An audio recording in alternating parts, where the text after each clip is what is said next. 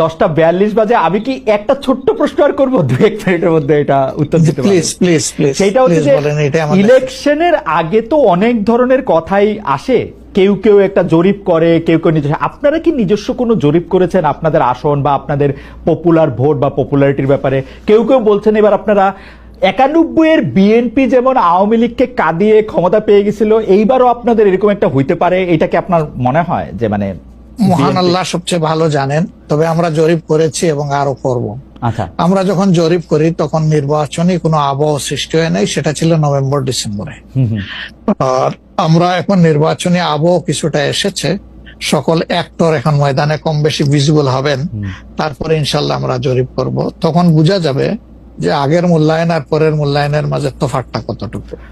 আর যেটা বললেন যে কাউকে কাঁদ দিয়ে খাওয়ার ক্ষমতায় যাওয়া, আমরা ভাই আসলে ক্ষমতায় যাওয়ার বিষয়টা দেখি না। আমরা দেখি যে এটা একটা বিশাল দায়িত্বের বোঝা। আল্লাহ যদি কখনো সে কাজের জন্য আমাদেরকে কবুল করেন, তাহলে আমরা শাসক নয় ভাই, দোয়া করেন আমরা যেন মানুষের সেবক হতে পারি। আপনাকে অনেক ধন্যবাদ।